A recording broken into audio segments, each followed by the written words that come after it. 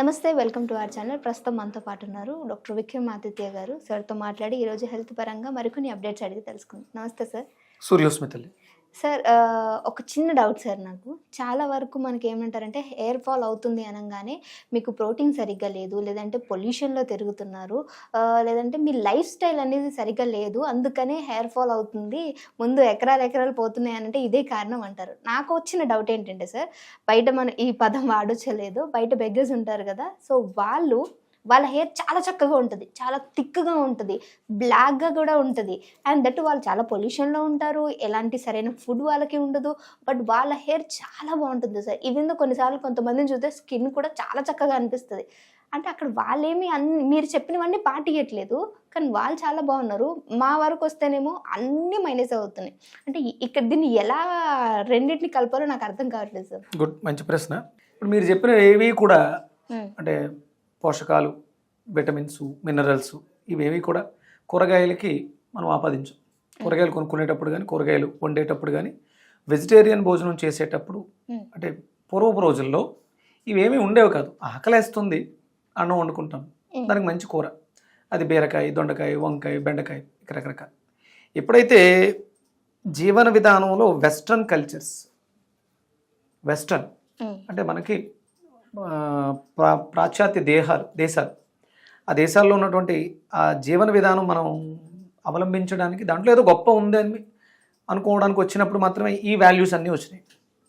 మీరు తింటున్న ఆహారంలో ప్రోటీన్స్ ఎంత ఉంటున్నాయి, కార్బోహైడ్రేట్స్ ఎంత ఉన్నాయి, ఫ్యాట్స్ ఎంత ఉన్నాయి, యాసిడ్స్ ఏమున్నాయి, విటమిన్ డి ఉందా. మనకు ఒక చిన్న హాస్యాస్పదం ఏంటి అంటే, మనం రెగ్యులర్గా చాలా ఆరోగ్యకరంగా ఒక దంతధావన కూర్చ అంటే పందు పుల్లతో పళ్ళు తోముకున్నంత వరకు మనకి ఎలాంటి ప్రశ్నలు లేవు. పేస్ట్ వచ్చింది, ఇప్పుడు మీ పేస్ట్లో ఉప్పు ఉందా, చింతపండు పేస్ట్ వాడాలి, ఉప్పు ఉందా, చింతపండు ఉందా. పందు పళ్ళు తోముకున్న రోజుల్లో మనం ఏమి అనాగరిక జీవితాన్ని ఏమీ పాటించలేదు, అనాగరిక జీవితంలోకి ఏమీ లేవు. అద్భుతమైనటువంటి దంత సౌష్ఠవంతో జామకాయ, గట్టి జామకాయని, దేశవాళీ జామకాయని కొరకి అంత పట్టుతుంది మనకుంది. అంటే సాధారణంగా పళ్ళు అనేది మాంసాహారం బాగా నమలడానికి పనిచేస్తుంది అని అనుకునే రోజుల్లో పోనీ అది తిన్న తర్వాత కూడా దంత పట్టుతూ ఉందా అంటే అది కూడా లేదు. ఆ రోజు అలా ఉండేటి వాళ్ళం ఈరోజు ఇప్పుడు తల వెంట్రుక దగ్గర నుంచి కాలి గోటికు వరకు న్యూట్రిషనిస్ట్ల వాల్యూస్ మీద బతకాల్సి వస్తుంది. ఆకలేస్తే అన్నం తినాలి, అందుబాటులో ప్రకృతి సహజంగా మన నేచర్లో హైదరాబాద్ చుట్టుపక్కల ప్రాంతాల్లో ఏమి పండుతున్నాయో అవి పుష్కలంగా తినాలి. అంతే తప్ప హైదరాబాద్లో కూర్చొని అమెరికాలో పండుతున్న వాటిని దిగుమతి చేసుకుని పోషకాలు వెతుక్కోవడం అనేది వ్యయ ప్రయాస. న్యూట్రిషనిస్టులు ఈ మధ్య కాలంలో ఎక్కువయ్యారు. అలాంటి యూట్యూబ్ని వేదికగా చేసుకుని మాట్లాడే వాళ్ళని ఎక్కువయ్యాం. ఎందుకంటే మీకు అవగాహన రాహిత్యం ఉంది కాబట్టి. నేను ఎక్కడి నుంచి వచ్చాను, సామాన్య జనం నుంచే నేను ఒకటి తయారయ్యాను. నేను నా జీవన విధానానికి అనుసరించుకుని కొన్ని చేస్తే నాకు అది మంచి రిజల్ట్స్ వచ్చినాయి, దానికి తీసుకొచ్చి కూర్చోబెట్టి మీతో వృద్ధేస్తున్నాను మీ మీద. ఇది మన జీవన విధానం కాదు. జుట్టు విషయంలో మీరు అడిగినట్టు చూస్తే ఎస్, మీరు అన్నది కరెక్ట్.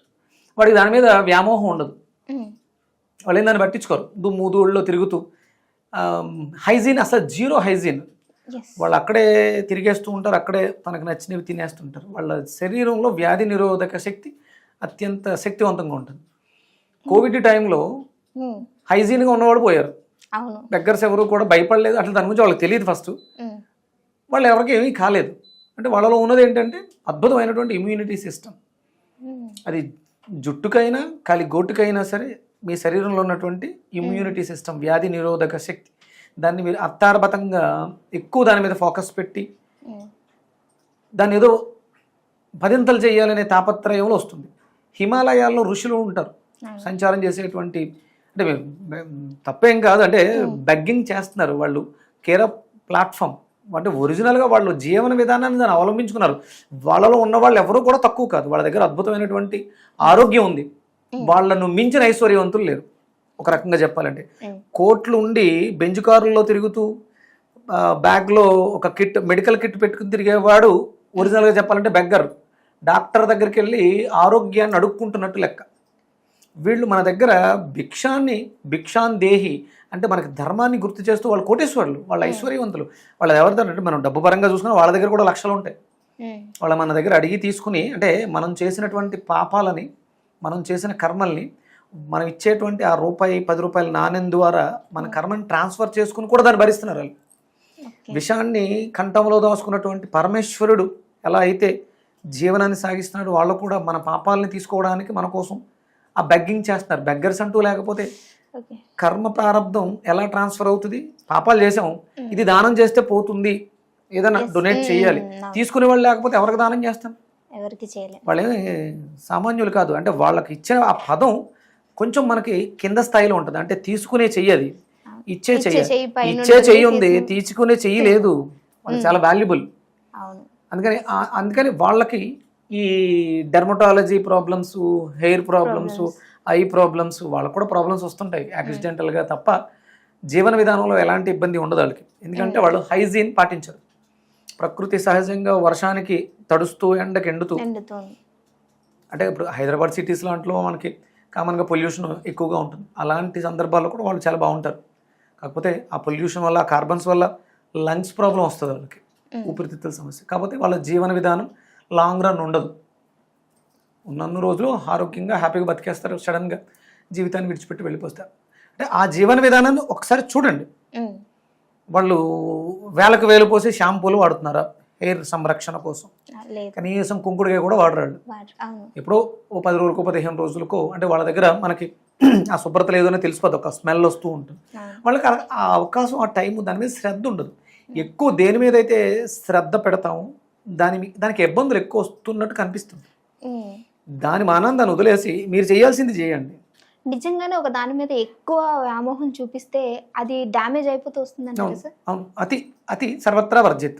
అవసరం, జుట్టుకు సంరక్షణ అవసరం. జుట్టు సంరక్షణ అంటే మీరు చూడండి, వాళ్ళందరూ కూడా జిడ్డు పట్టేసి ఉంటారు, విపరీతమైనటువంటి ఆయిల్ ఉంటుంది. అది పొల్యూషన్ నుంచి వాళ్ళని కాపాడేస్తూ ఉంటుంది. మనమేమో కాస్ట్లీ ఆయిల్స్, మనకు నువ్వుల నూనె చిక్కగా ఉంటుంది, స్మెల్ వస్తుంది, చేతికి అంటుకుంటుంది అని చెప్పేసి ఇంపోర్టెడ్ ఆయిల్స్ని వాడుతూ ఉంటాం. వర్జిన్ ఆయిల్స్, ఈ ఆయిల్స్ ఎవడో చెప్తుంటాడు. కొబ్బరికాయల్ని ప్రాసెస్ చేసి, అంటే ముదురు కొబ్బరికాయల్ని ప్రాసెస్ చేసి కొద్ది రోజులు పక్కన పెట్టి తర్వాత దాన్ని ఈ రకంగా తీసి ఇలా చేసి ఇంత చేసాం, దాని కాస్ట్. ఎప్పుడైతే కాస్టులు పెరుగుతున్నాయో క్వాలిటీలు తగ్గిపోతూ ఉంటాయి. సామాన్య మానవుడు ఆలోచించినట్టు ఆలోచిస్తే జీవన విధానం చాలా హ్యాపీగా ఉంటుంది. మనం అతిగా ఏదైతే ఆలోచిస్తామో దానిలో ఇబ్బందులు ఎక్కువ చవి చూస్తాం. అందుకని శరీరాన్ని, దానికి గుణం ఉంది. హెయిర్ ఫాల్ని నేను ఛాలెంజ్ చేసి చెప్తున్నాను, ఎవడూ ఆపలేడు. సృష్టిలో ఎవడూ కూడా హెయిర్ ఫాల్ని ఆపడం ఎవరి వల్ల కాదు. వైట్ హెయిర్, గ్రే హెయిర్ వైట్గా మారడాన్ని ఎవడూ ఆపలేడు.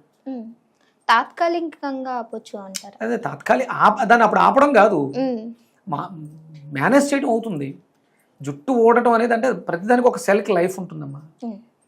ఒక్కొక్క సెల్కి ఒక్కొక్క లైఫ్ ఉంటుంది. ఆ లైఫ్ స్పాన్ అయిపోయిన తర్వాత రాలిపోతుంది. మళ్ళీ ఆ స్థానంలో కొత్త ఇంటికి వస్తుంది. హిమాలయాల్లో ఉన్నారు సాధువుల వాళ్ళు, వాళ్ళకి జటలు కట్టేసి ఉంటుంది. అంటే ఊడిపోయిన ఇంటికి అక్కడే ఉండిపోయి ఉండగట్టేసింది, కొత్త ఇంటికి వచ్చేసింది దాని స్థానంలో. అది అలా పెరుగుతూనే ఉంటుంది. ప్రతిదానికి ఒక లైఫ్ ఉంటుంది. పుట్టుక నుంచి జుట్టు పెరుగుతుంది అంటే అది పోయేంత వరకు అది పెరుగుతూనే ఉంటుంది. దానికి తగ్గ పోషకాలు ఇస్తే, ఇవ్వకపోతే సెల్ జనరేషన్ ఉంటుంది, గ్రోత్ ఉండదు, నువ్వు ఉంటుంది. దానికి కావాల్సినటువంటి పోషక విలువలన్నీ కూడా మనకి ప్రకృతి సహజంగానే లభిస్తాయి తప్ప సింథటిక్స్ కాదు. మీ జుట్టు బాగా పెరగాలంటే మెలనిన్ కావాలి. మెలనిన్ ఎందులో ఉంది అంటే మనకు అన్ని రకాల దాంట్లో కొంచెం కొంచెం వస్తుంది.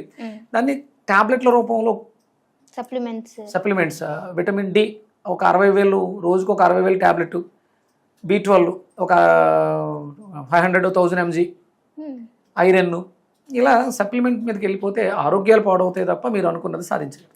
న్యాచురల్, సహజ సిద్ధంగా శరీరానికి కావాల్సి ఇవ్వండి.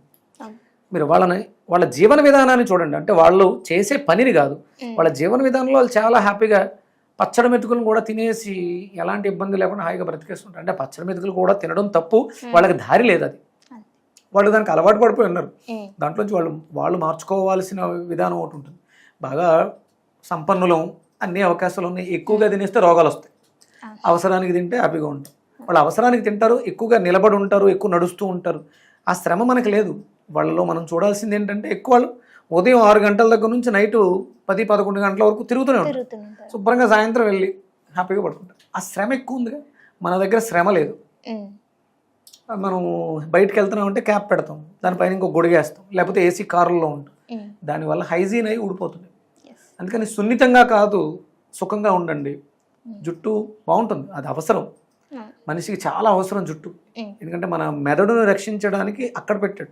అంటే మన శరీరం అంతా కూడా వెంట్రుకలు ఉంటాయి, కానీ ఆయా ఆర్గాన్స్కి సపోర్ట్ అంత దానితో అంత అవసరం లేదు. మెదడుకి సపోర్ట్ ఎక్కువ అవసరం కాబట్టి అక్కడ జుట్టు స్థానంలో పెట్టారు. మీరు దాన్ని కోల్పోతున్నారంటే లోపల మెదడుకి సంబంధించిన ఇంటర్నల్గా ఏదో డ్యామేజ్ జరుగుతుంది, దాని మీద దృష్టి పెట్టండి. అతి సర్వత్రా వర్జిత. మీరు ఏం చేసిన కెమికల్ షాంపూస్, ఇంటేక్ మెడిసిన్ ఏదైనా మెడిసినే.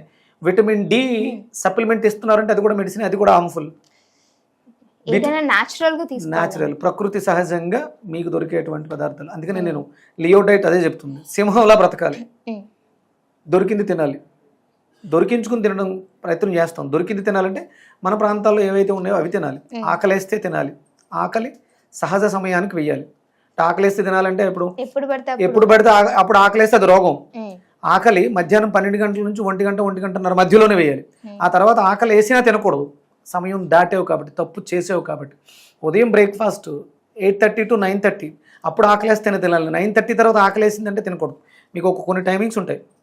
ఒక ఆఫీస్కి వచ్చినప్పుడు 9 గంటలకి బ్రేక్ఫాస్ట్ బ్రేక్ టైం, మధ్యాహ్నం 12 to 1 లేదా 1 to 2 లంచ్ అవర్, అప్పుడే మీకు ఆకలేయాలి.